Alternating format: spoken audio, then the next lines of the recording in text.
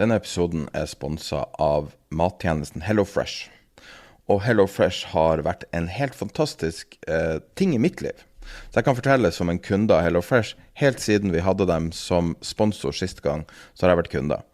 Og jeg har en haug med oppskrifter som bevis på det. Og jeg må si at HelloFresh kanskje litt sånn misforstått, for man tenker sånn mattjeneste, det handler bare om innholdet, det handler bare om verdi. Begge to veldig bra. Veldig høy kvalitet på ingrediensene. Alt så bra som egentlig man kan be om. Det liksom en given. Det alltid høy kvalitet. Matrettene alltid interessant. Du kan jo også velge selv 25-30 forskjellige matretter. Men det som kanskje overrasket meg mest var hvordan det fikk meg til å føle meg. Spesielt, jeg bor alene, men hvis du har familie, så tror jeg det litt det samme. Det der å finne ro med matlaging. Fordi at ofte så går man for en lett løsning eller en enkel vei eller et eller annet, og noe av det latskap, men noe av det også at man bare ikke tenker på noe artig å lage eller noe nytt eller et eller annet, det vanskelig. Og med HelloFresh så får du så mye inspirasjon. Så hvis du blir kunde av HelloFresh, så tror jeg det den største tingen du kan gjøre. Hvis du går inn på hellofresh.no, trykker inn kode tid penger i ett ord, så kan du få opp til 1668 kroner i rabatt for de første 5 matkassene dine, hvis du ikke har prøvd HelloFresh enda. hellofresh.no. I forbindelse med at vi denne uka har lagt ut intervju med Torbjørn Kjus, oljeekspert, og han vel sjeføkonom i Aker, som fantastisk intervju og veldig innsiktsfullt i forhold til situasjonen i olje. Det har vi lagt ut på Patreon bak vår betalingsmulløsning. Så i den forbindelse så legger vi ut et av våre eldre intervjuer på vår vanlige podcast-feed. Og dette kanskje det som har fått mest oppmerksomhet som vi har gjort noen gang. Og det med general David Petraeus, tidligere, sier alltid forsvaret, alltid amerikansk forsvar. Avsluttet vel sin karriere før han gikk over til KKR som toppsjef i CIA. Og her et intervju med han. Det går rett inn i vår originale intro som vi tok opp da. Ja, da har vi en litt spesiell Patreon-episode her. Vi har jobbet i 6 måneder for å få til det intervjuet. Og vi har Firestjerners General Petraeus, tidligere direktør av CIA, leder for både Irak, krigen og Afghanistan-krigen, og han har mye å si om Ukraina. Hva synes du om intervjuet, Peter? Nei, jeg synes det var altså for det første så må jeg jo gi all ære til deg som ikke ga deg når det gjaldt å få tak i ham. Altså, mannen jo en legende innenfor militæret. Og altså, han har vært med en direktør, han var jo sjef for CIA og sjef for styrkene i Irak og sjef for styrkene i Afghanistan. Han måtte vel ta over etter McChrystal da han, tror jeg, kritiserte Obama-regjeringen. Gjorde han ikke det eller noe sånt nå? Eller det var i hvert fall et eller annet som gjorde at McChrystal plutselig datt ut. Men han har jo hatt mange andre roller også. Så altså, dette jo han jo en militær legende. Så jeg kan skryte på meg en ting når det gjelder, jeg har faktisk gått på en av de samme skolene som Petraeus. Og det var US Ranger School. Han gikk faktisk etter meg, han jo eldre enn meg, men han gikk faktisk der etter meg. Så, nei, jeg synes intervjuet var utrolig bra, og altså dette det som sagt, man i en altså for de som på en måte har fulgt hans karriere, så blir man liksom litt sånn, jeg vil ikke si, ikke starstruck, men man har helt klart en ærefrykt for mannen. Hva synes du selv? Nei, jeg vet ikke, det jo litt sånn som han sier det i svaret på første spørsmål, så kan jeg avsløre det. Han jo så kompetent til å svare på de her problemstillingene rundt Ukraina som ingen andre kanskje på jorda nesten. Og bare ose ungdom og kompetanse, og han var så utrolig imponerende figur. Ja, altså han sier jo, det han helt opplagt, og så sier han en rekke ting som superinteressant, synes jeg. Da. Altså, og det jo både hans syn på, som han kommer inn på her, på ledelse, hvor han har disse 4 punktene. Jeg skal heller ikke avsløre disse punktene, for jeg vil at folk skal høre gjennom intervjuet selv, men altså punktene for strategisk ledelse. Men jeg synes han hadde en annen sånn one-liner, og jeg husker ikke akkurat hva du spurte ham om, men jeg synes den one-lineren var så bra når han sa at «Luck is what happens when preparation meets opportunity». Jeg synes det så utrolig godt sagt. Altså, du kan si at du forbereder deg, altså den jobben man gjør, som man ofte liksom synes at man gjør, føles nærmest forgjeves, ikke sant? Men så plutselig dukker det opp en eller annen mulighet, og så faller ting på plass. Og det så sant, altså det så utrolig sant i livet, og det derfor det der med å utdanne seg, forsøke å bli bedre og forsøke å forstå mer så viktig. Også, men jeg skjønner at folk blir desillusjonert av og til, fordi det kan gå lang tid mellom hver gang, fordi muligheter i livet blir ikke distribuert, uniformt, altså det kommer ikke en jevn strøm av dem, altså det veldig lumpy returns, for å si på den måten. Plutselig så kommer det mange ting, og så det lang tid uten.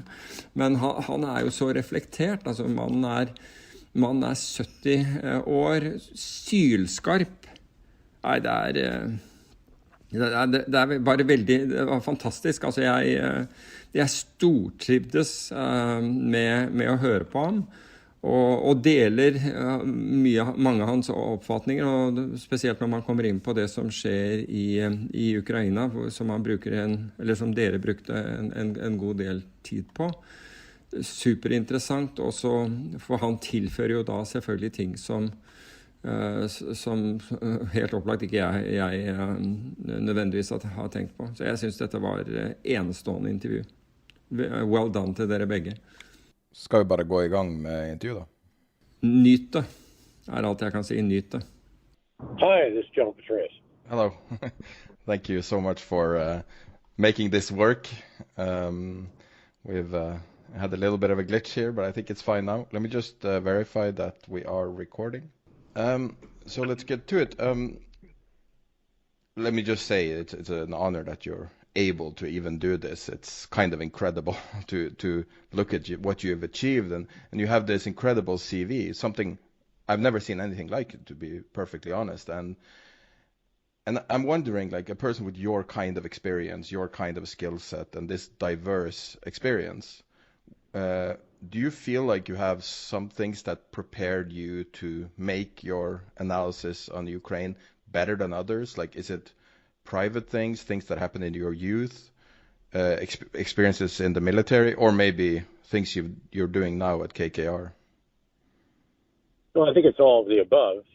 Certainly it even helps if you're going to evaluate how another country invades a country to actually have invaded a country yourself. And of course, I was a division commander during the invasion of Iraq and the subsequent occupation of it. Obviously, I oversaw commanded forces in Afghanistan, the greater Middle East, but served even in Haiti and Central America, Bosnia, and so on. Also studied as an academic a number of conflicts over the years. Maybe most important was that I visited Ukraine on a number of occasions, all the way back the first time when it was still part of the USSR, then subsequent to the dissolution of the Soviet Union, and even the Yalta Economic Summit when it was still in Yalta in 2013, I think was the last of those. And then multiple additional trips to Kosovo, or multiple additional trips to Ukraine in subsequent years, which enabled me to watch the transformation of Ukrainian forces. I actually went down to the front lines in the Donbass. I went to Kharkiv. I was all over Kyiv. I had a sense, for example, of the sprawl of the metropolitan area of Kyiv, and predicted that in advance of the invasion, in an interview in The Atlantic, that Russia would not be able to take Kyiv, much less control it.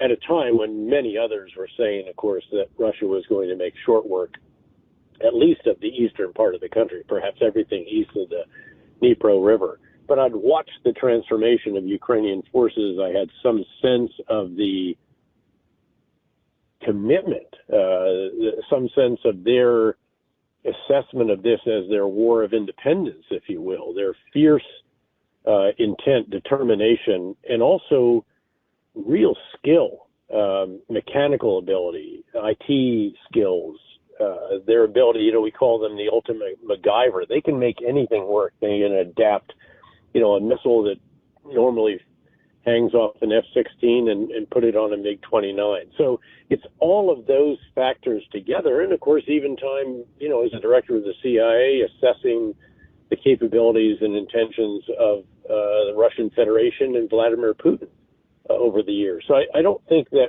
when someone comes at a particular analytical conclusion that it's a result of any one factor, one skill, one set of knowledge or expertise or experience. I think it's the product of all of that. And that's certainly what I've tried to bring to bear when I have offered thoughts about the situation in Ukraine and the prospects for the future. I've heard you make many analyses, and the reason why I contacted you originally was this excellent interview I heard with you, which was just so clear and so concise and so controlled. Like you obviously knew this, like you say, because you've experienced it. I could just hear it. It wasn't something you read in the book. But what I'm wondering is, what are your views now that things have changed and maybe are about to change again? Well, I think we are at a moment in time where both sides are preparing for substantial offensives, even as Russia is just pouring relatively poorly trained and poorly equipped, and I think probably poorly led and poorly supported conscripts into what is a meat grinder outside Bakhmut and the surrounding areas, where they're taking colossal losses. And it reflects the seeming unconcern of those, at least in the Kremlin, for the magnitude of these losses. I have often noted that the war in Ukraine will end when President Putin recognizes that the war is not sustainable, neither on the battlefield, where the losses are already probably now some 9 times what they were in nearly a decade in Afghanistan, just in the first year in Ukraine, and also on the home front because of the damage done to the Russian economy by financial, economic, and personal sanctions and export controls and decisions by Western companies, well over 1,200 of them now, to either leave Russia completely or to reduce their operations in Russia. But I can't predict when that will happen. What I do advocate is that we should provide everything we can to Ukraine in terms of arms, ammunition, and other forms of security assistance and economic and humanitarian assistance to hasten the day when Russia recognizes that this is unsustainable on the battlefield, and do everything we can to tighten the sanctions and export controls and other measures to bring home to Russia the fact that they need to stop this war because of what it's doing to their economy as well. It's already probably put the economy back at least a decade, if not more. And then the effects of this will linger for many years, if not actually a decade or decades. But what we should watch for is certainly a Russian offensive, perhaps around the anniversary of the invasion last year on the 24th of February, and also then in May or June, a substantial Ukrainian offensive that will feature the Western tanks, infantry fighting vehicles, longer range precision munitions, additional artillery pieces and artillery ammunition, and achieves combined arms effects. In other words, not just tanks, but also tanks with infantry, with engineers, with explosive ordnance disposal, with artillery to suppress the enemy, mortars, close air support if they have it, rotary and fixed wing, electronic warfare to jam the enemy's communications, and all with logistics pushed up to support it as effectively as is possible. That's going to be a very, very pivotal moment.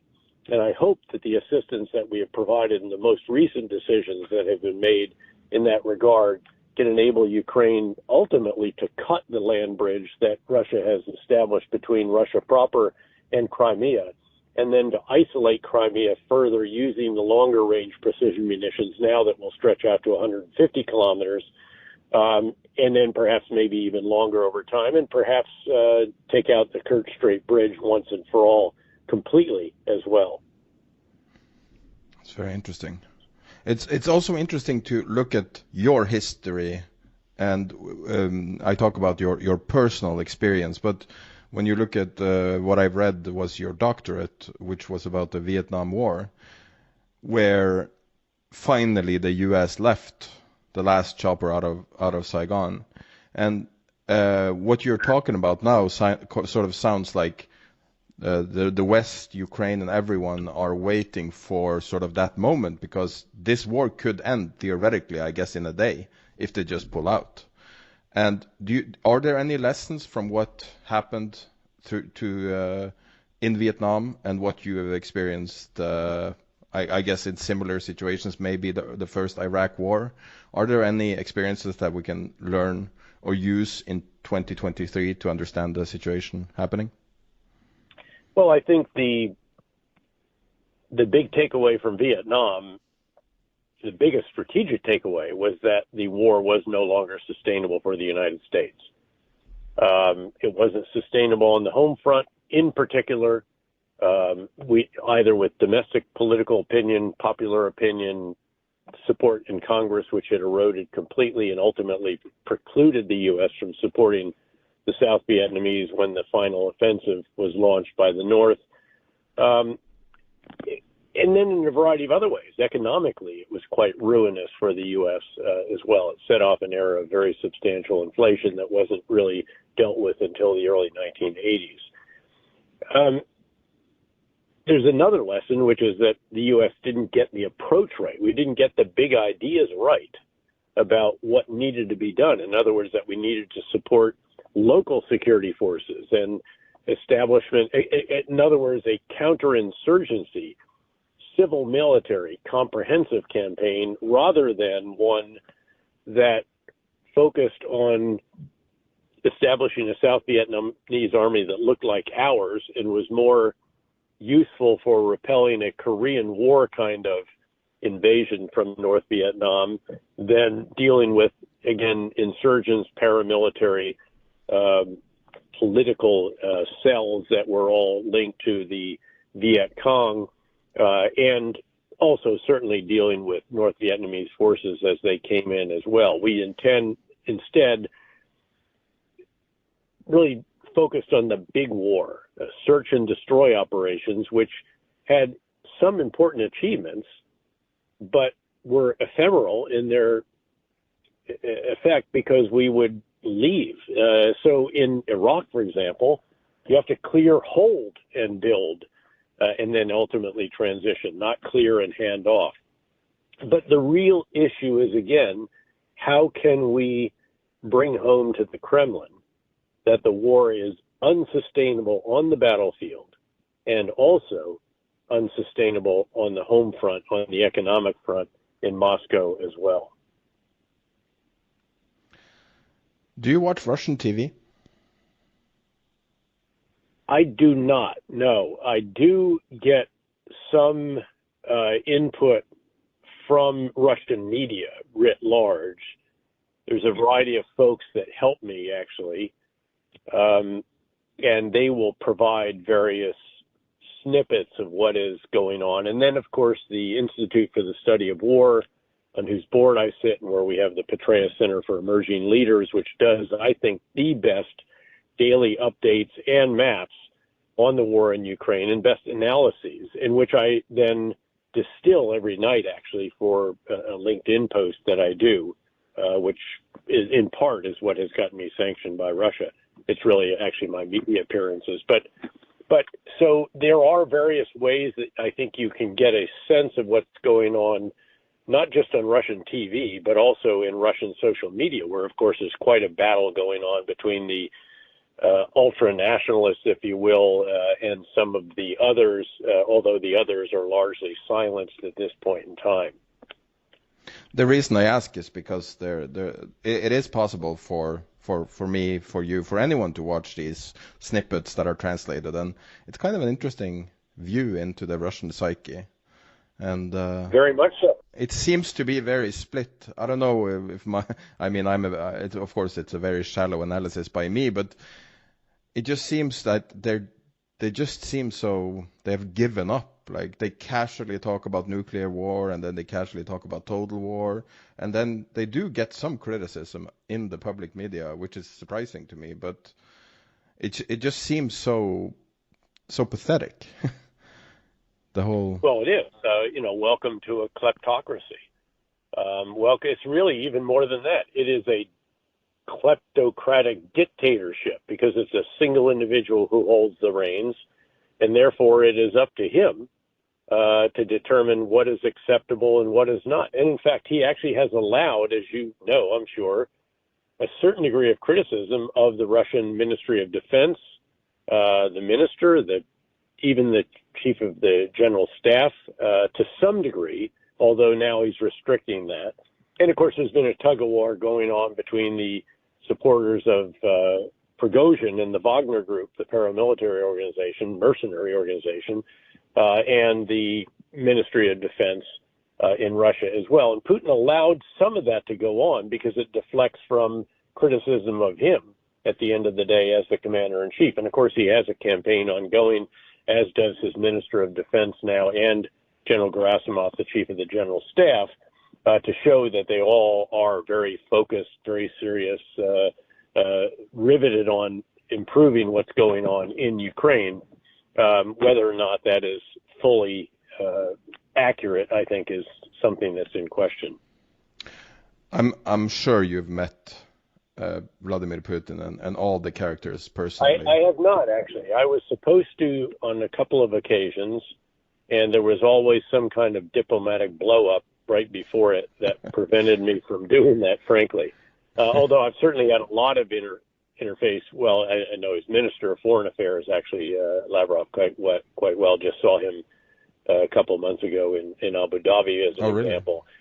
And then some of the others, certainly over the years, and a number of his ambassador to the United Nations, and others who are if you will, the mouthpieces for Russia when it comes to engagement with the West in particular.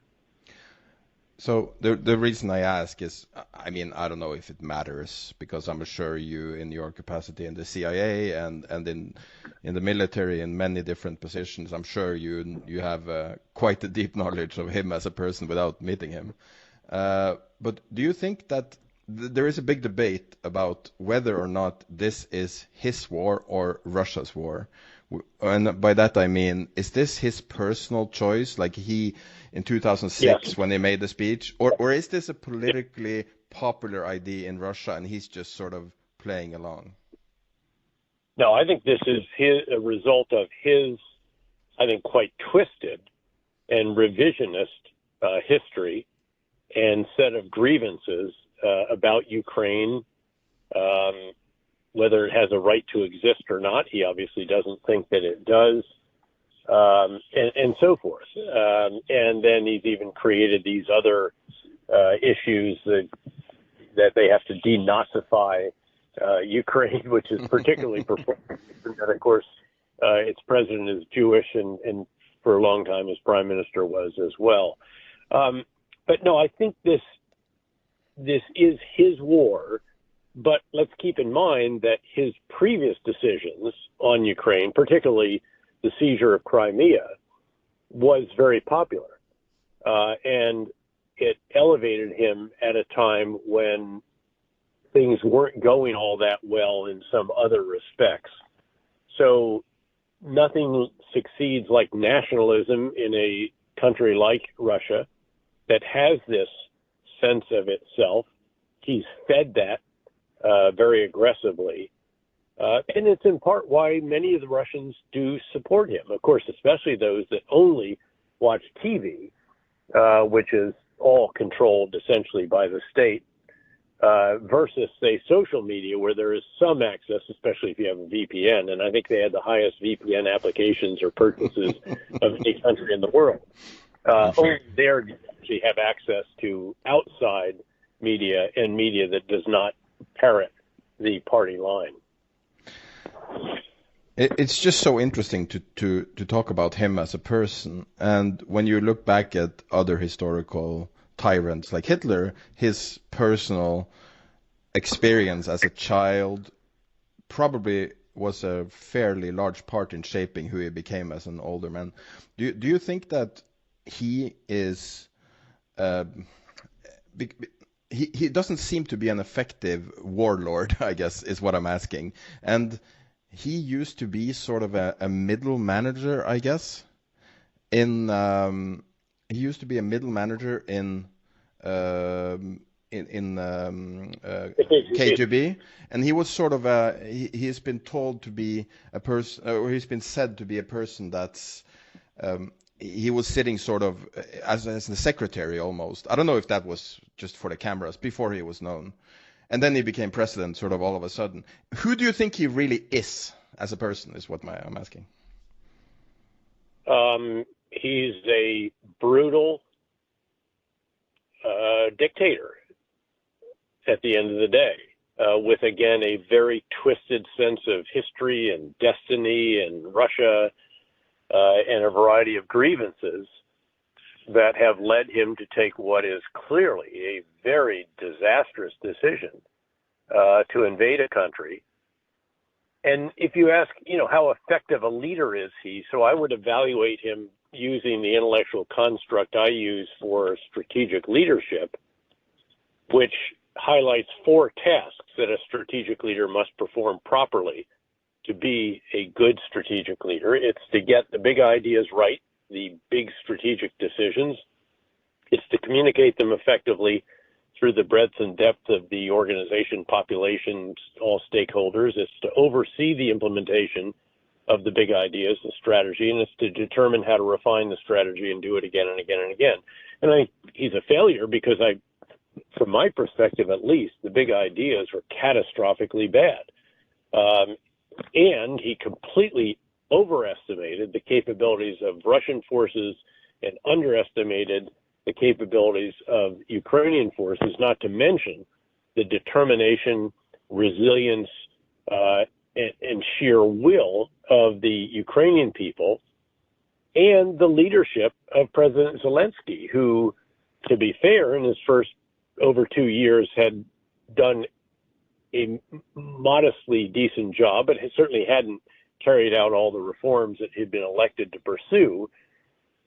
But since the invasion has been positively Churchillian and has performed the duties of a strategic leader brilliantly, gotten the big ideas right. I don't need a ride. I need ammunition. Every male is going to stay in the country. I'm going to stay in Kyiv, and so is my family. We're all going to resist. And then communicated all this brilliantly within the country to his forces, to other countries around the world, galvanizing great U.S. and other Western countries' support, overseeing the implementation of this strategic campaign, I think, in a quite impressive manner, and then determining how to refine the big ideas and do it again and again and again. He's done this really quite impressively. And again, Putin has not. So he has failed as a strategic leader, and President Zelensky, to date, has succeeded. But this is not over. And again, it doesn't end, as I said, until Vladimir Putin recognizes that it is unsustainable. And also, Ukraine recognizes that it is time to reach a negotiated resolution that can stop this ceaseless, horrible use of missiles and drones to destroy civilian infrastructure, electricity, water, and even civilian facilities and civilians themselves, to gain a Marshall-like reconstruction plan from U.S., G7, EU, and others, and above all, to get an ironclad security guarantee either through membership in NATO, or if that's not feasible because of, say, Turkey or Hungary or what have you, then a U.S.-led coalition of the willing that will underwrite Ukrainian security, without which no Marshall-like reconstruction plan can succeed, and certainly very little outside investment would be forthcoming. It's very succinct, and I think you're 100% right in your analysis. Can I talk a little bit about you as a person? Do you have time? A little bit, sure. You've achieved so much, so very, very much. But I always find it interesting with people who do achieve a lot, that there's so much sacrifice involved, and there's often so much mental fortitude and tricks. Do you have like a trick? Do you have something that you do that keeps you stable, that keeps you focused, that keeps you sort of tuned on, having worked so long with this and still apparently going very strong? Well, I think first there's just a recognition that life is a competitive endeavor. You don't get a trophy just for showing up. You don't get a prize for the gentleman's bee. Nobody wants to be led by somebody who was proud to be average. And so you do need to compete, and do so aggressively, but also to be the best team player you can be, in addition to the best that you can be individually. And then second, that luck is what happens when preparation meets opportunity. I mean, a lot of people have said, well, Petraeus is lucky. You know, he gets to command the surge, or he gets to command in Afghanistan, or he just, you know, timing was right. And timing there is some, in a sense, of good fortune, if you will, or luck, if you will. But at the end of the day, what matters is how well prepared are you to make the most of the situation that presents itself. And I'd like to think that I've spent a lifetime of, again, very assiduously and in a focused manner, trying to prepare for opportunities if they did present themselves. And then along the way, I mean, there's always been, I've always had a focus on physical fitness. I think that helps in innumerable ways. It improves your general health and well-being, your mental state, your mental toughness, as well as your physical stamina. And it helps you sleep better at night. And then, you know, I've been very blessed to have an extraordinarily supportive wife and kids and family overall, because, of course, you know, the sacrifices they have made along the way have been very considerable as well. I was only home for really almost less than a year of our son's 4 years in high school, and we moved him 3 times in 4 years of high school because of my assignments continuing to change and typically ending up back in Iraq at that period in time, and then later on Afghanistan. And yet, you know, he got into MIT and then joined the Army himself and was serving as a rifle platoon leader when I was the 4-star in Afghanistan. And my wife put up, I was gone for 8 of the final July 4th celebrations that I was in uniform. So during that 11-year period, I was only home for, I think it was 3 or at most 4 celebrations of our Declaration of Independence here in the United States.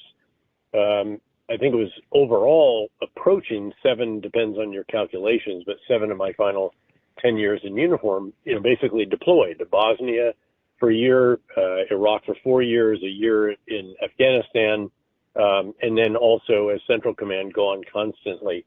And again, you know, we never sat down and said, are you willing to do this? Is this, it's a tacit, it's an informal, if you will, agreement that happens, I guess. But again, they more than put up with it. They supported it. And, you know, we were able to work our way through all of that. So that's another feature, because not every family is like that. I was very fortunate to have a wife whose father was a career military. He was ultimately a 4-star general. And he was gone for 2 years of her high school years in Vietnam, for example. She knew what this was. She knew what she was getting into. And again, our kids may not have welcomed all this, but they supported it. It's quite beautiful to hear you put it like that, and I think it's so important with family. But maybe your last job as a person with, I don't know, you probably have security clearance still, but as a person very much in the system was maybe your most interesting job from the outside when you were the head of the CIA. I believe it was for about a year.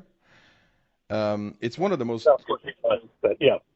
It's probably the most mysterious and talked about institution in the world.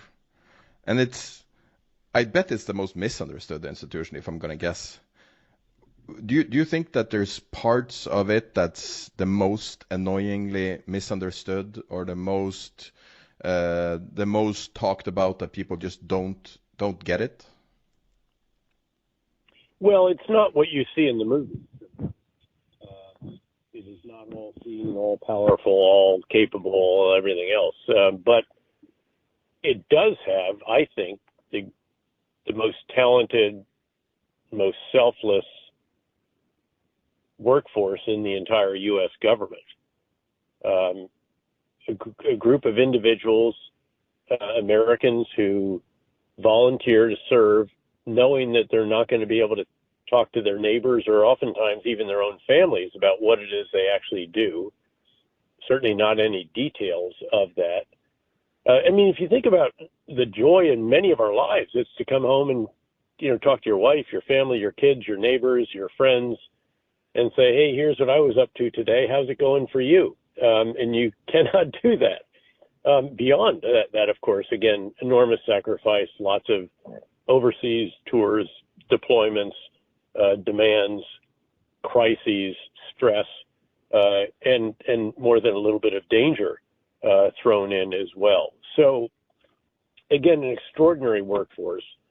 But look, I was privileged to have an incredible number of these positions. And actually, when I'm asked, what was the most significant, I think you have to sort of come back to the surge in Iraq, because it was a situation in which the country was on the verge of a civil war, and the great work and great sacrifice and skill of our men and women in uniform, our coalition partners, and our Iraqi counterparts brought that country back from a civil war, drove violence down by 85% in the course of 19 and a half months, that final command, and gave Iraq, the land of the two rivers, a wonderful new opportunity. And they made the most of it for the next 3.5 years or so, until tragically, shortly after our the last combat forces withdrew from Iraq, the prime minister took ruinous sectarian actions that undid a fair amount of what it was that we had sacrificed so much to achieve together, and allowed the Islamic State to reconstitute and create the caliphate, etc. But again, every one of these was special, and when people say, which was the favorite or which was this or that, every single one of them was unique and special. Certainly, Director of the CIA was extraordinary. And I used to feel the best job in government.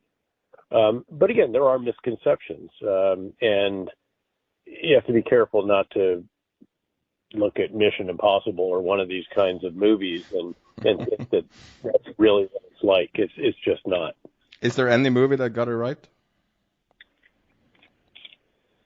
I'd be hard pressed. I'm sure that there are. Just say Men in Black and freak everyone out. Oh, no. Again, even Homeland, which conveys the series, which conveys a certain degree of the intensity of Homeland, is accurate. But the actions in it were completely nonsensical. I mean, CIA doesn't run around the United States pulling the trigger left and right, or bugging their own agents' homes, or all these other activities that were pursued there, starting with probably episode number 2, I think, just became so far beyond the pale. The first, or maybe even the second season, there was still a certain degree of, again, the intensity was accurate in a way, but the actions were so far beyond what is actually done as to be, again, just ridiculous. Yeah. I'm hearing from your car that you probably arrived Is that correct? I have. Can I Yeah, ask you I have. one question that I heard somebody ask yesterday, and I think it's the most wonderful question I've heard, so I really want to ask that. It's a quick one. Sure. What was the last thing you changed your mind about?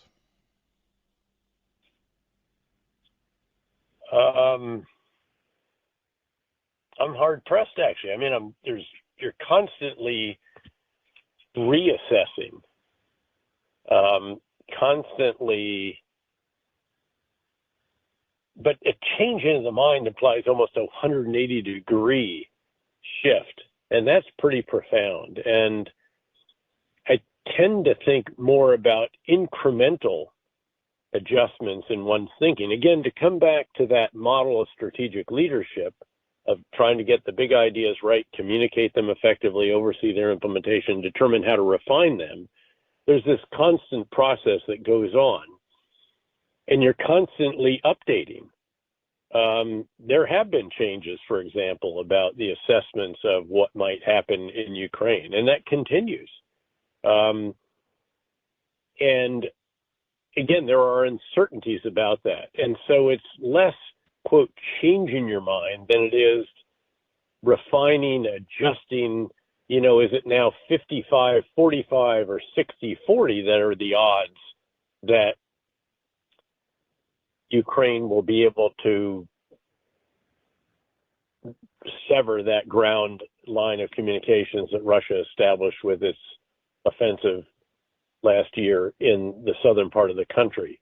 I think it's more that kind of, I don't know that there are, forehead slapping moments. There are occasionally. Can I offer something that could be a change of mind? Sure. That Putin is a genius.